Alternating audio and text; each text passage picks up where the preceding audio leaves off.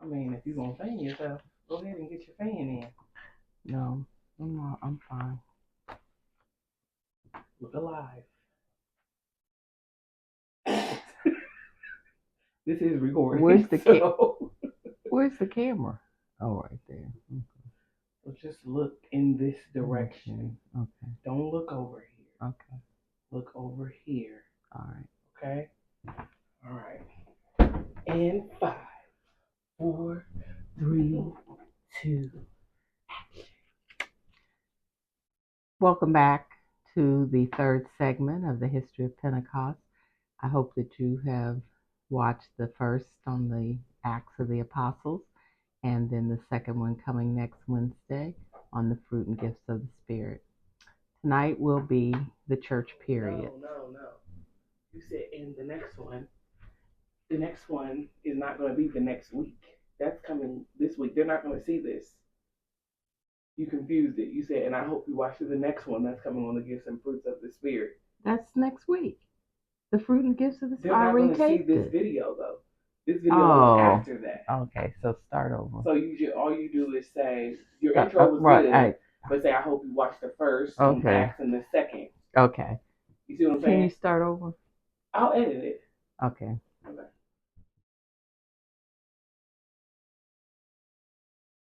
Welcome back. Thank you for tuning in to the third segment of the History of Pentecost, which will be on the church periods. The first segment, the Acts of the Apostles, and the second, the fruit and gifts of the Spirit. The church periods are shown on the chart that is behind me.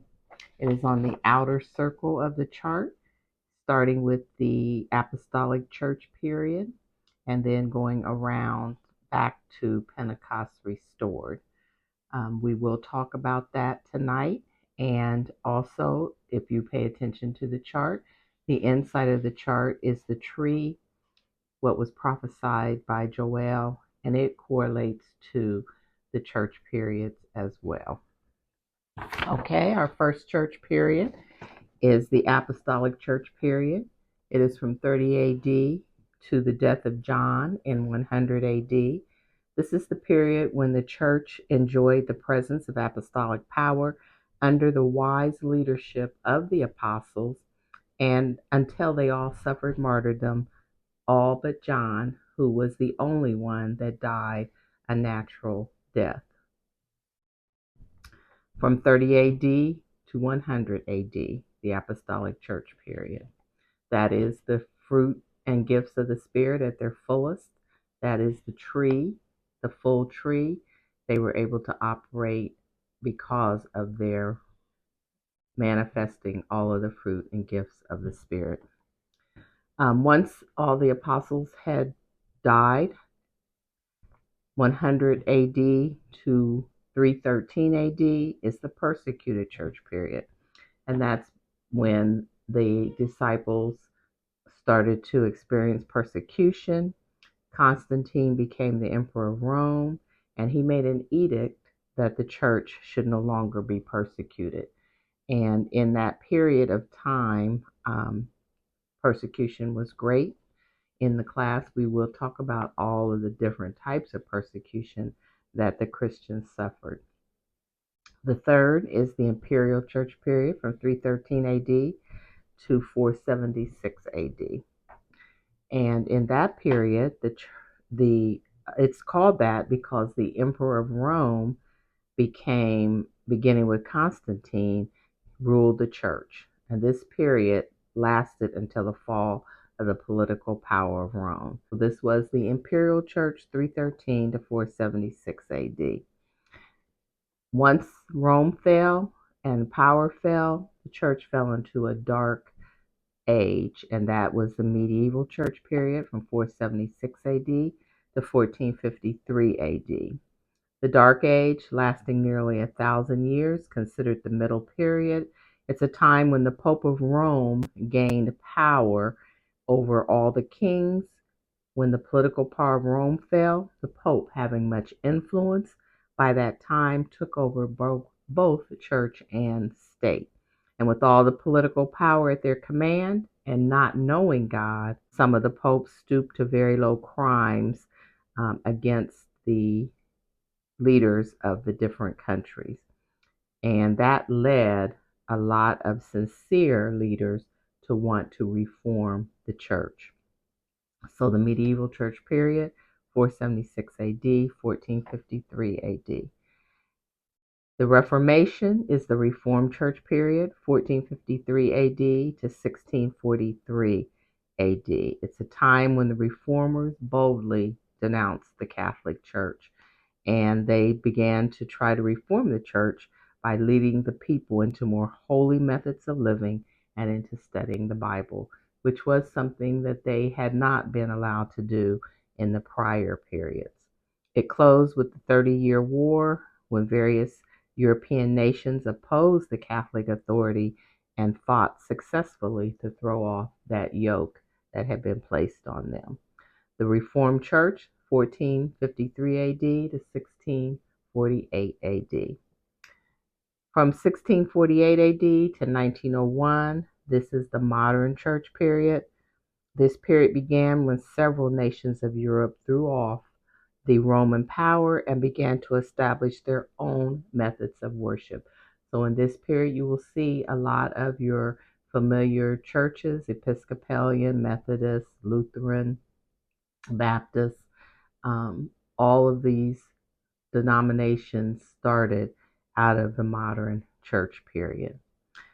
So 1648 to 1901. From 1901 until whenever Jesus comes, that is the Pentecost restored period. But it's interesting that beginning in 1901, the 20th century, history seems in general to become silent. You don't really hear about the great Pentecostal movement with its many branches and millions of members. They're not mentioned in history, and that's really interesting. So they're notice that it's a new epoch that's coming, another church period's beginning, and it is Pentecost again, with all of the fruit and gifts of the Spirit being restored to the church. And that you can see on the tree,